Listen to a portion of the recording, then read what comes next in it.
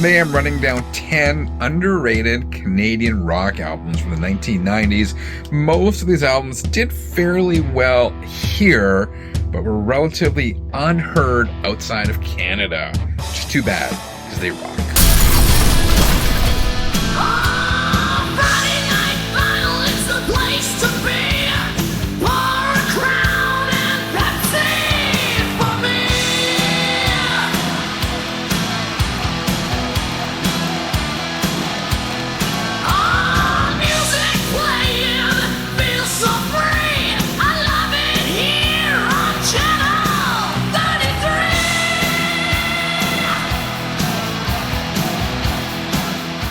I'm going to go through these in chronological order. First up, we have the Killer Dwarfs' Dirty Weapons, released in 1990.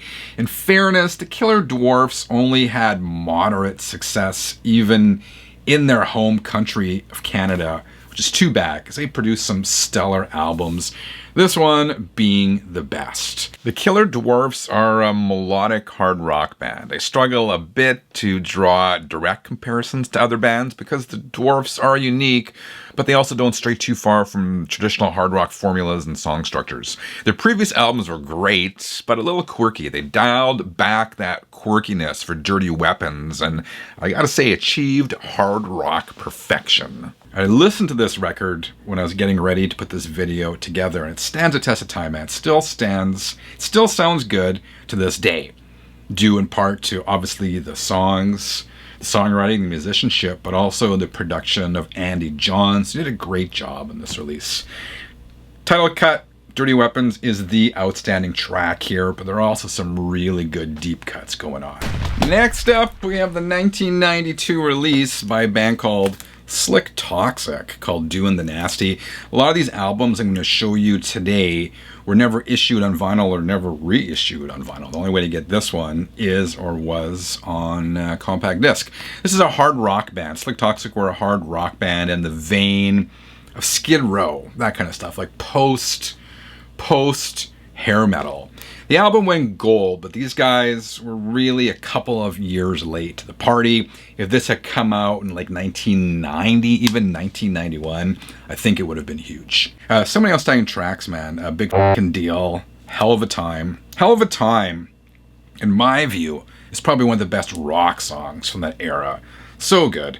The ballad on this album, because these albums all had a ballad, was White Lies, Black Truth, which also got some traction for the band. I remember seeing these guys quite often on Much Music. Much Music was Canada's equivalent of MTV, and just like MTV, they no longer play music. Hey, also from 1992, we have Sven Gali. This is their self-titled debut album released in 1992. It did not come out on vinyl back in the day, but was recently reissued for Record Store Day here in Canada. Sven Gali, they were hard rock, similar in some ways to Slik Toxik, but maybe a little more groovy. Maybe a little more psychedelic. I hear elements of bands like even Love Hate on this release. Under the Influence, opening cut is great. Tie-Dyed Skies is my favorite track on this album. And the ballad, of course, because as I said, all these albums had ballads at the time, was Love Don't Live Here Anymore. This album got decent traction in Canada, going gold. Okay, let's switch up a year and go to 1993. This is the debut album from a band called I Mother Earth, and this release is called Dig. I Mother Earth were often referred to as Canada's answer to Jane's Addiction, which I can see. That's not an unfair comparison, but they were not Jane's Addiction's clones at all. It was hard rock with a psychedelic twist, jammy at times, some cool percussion always going on, some Latin percussion.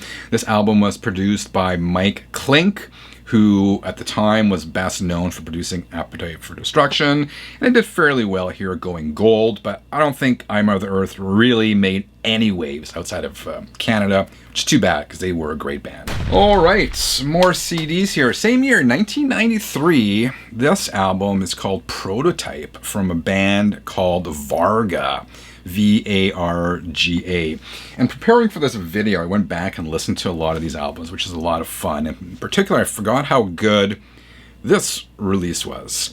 Varga was originally a progressive / thrash band, but around this era, they must have been listening to a lot of Nine Inch Nails and Ministry, because this album definitely has industrial elements all over it, but it really does work. This album was, I guess I'll classify as a minor hit. Their videos were all over Much Music, but I wouldn't say they achieved mainstream success. Some great tracks here, man. My favorite tracks are Greed and Freeze Don't Move, and I think those are the 2 singles as well. Really good album. Varga. Prototype. Great name for an album, too. This next band are huge in Canada, like huge. They sell at arenas here. They were never one of my favorite bands. I hate to say it because they may revoke my citizenship, but I always thought this band was slightly overrated, but I really do dig this record. This was the 1994 release. You can see that they're from the Tragically Hip. This album is called Day for Night. As I said, it's really good. This was their 4th album. It went to #1. It went 6 times platinum in Canada. 6 times platinum. As I said, they were arena headliners here. Tickets would go on sale and they would sell out that day. Then they would tour the States, and they're playing like theaters and nightclubs in the States, which is really interesting. To me, Tragically Hip were always kind of like Canada's answer to REM, that style of music. This particular pressing, mastered at Abbey Road Studios, half-speed remastering, and great tracks on here. My favorite is So Hard Done By, right? What else is on here? So Hard Done By, Greasy Jungle, Fire in the Hole, some good stuff. But So Hard Done By, stellar track from the Tragically Hip. All right, I got another release from I Mother Earth. They are the only band to appear twice on my list here of 10 underrated Canadian rock albums. These are all rock albums.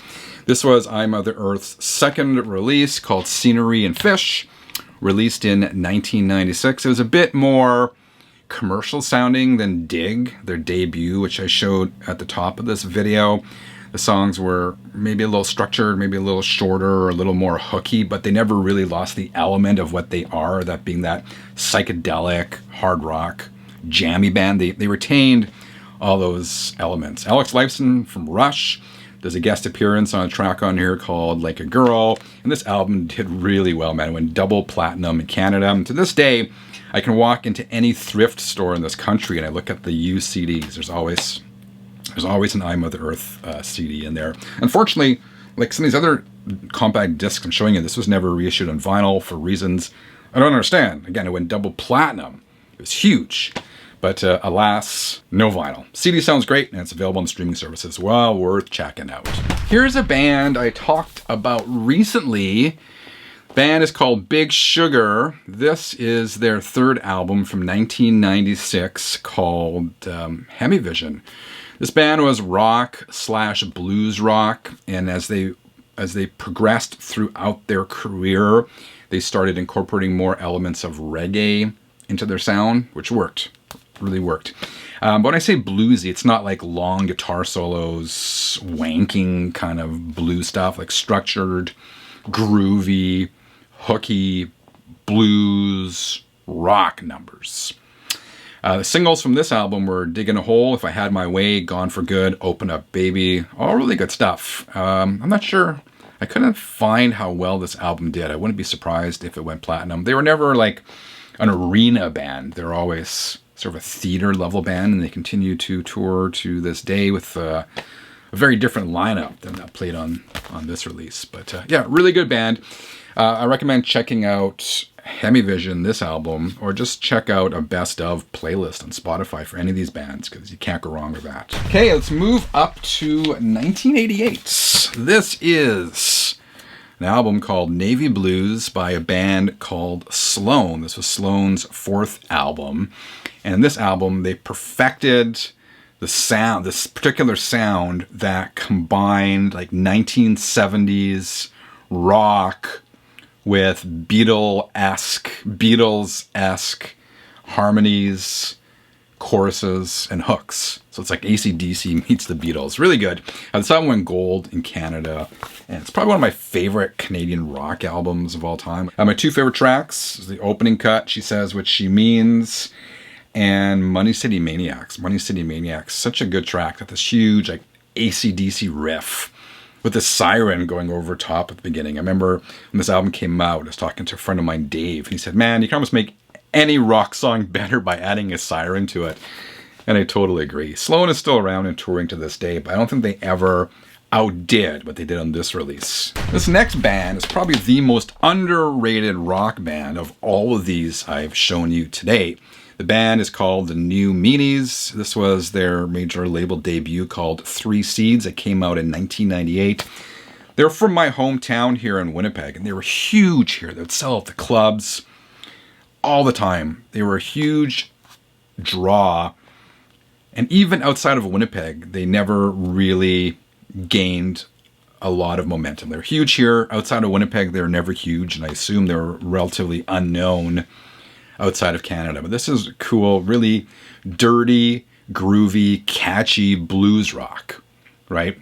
Alternative blues rock. Again, not long guitar solo, just really groovy, really hooky, really, really good. They were signed to Virgin Records for this one, only the one album. Then they went back to being an independent band, and now they only play occasionally. Again, I wish this one was reissued on vinyl. If you only check out one band from all of these I've shown you, this is the one I recommend the most.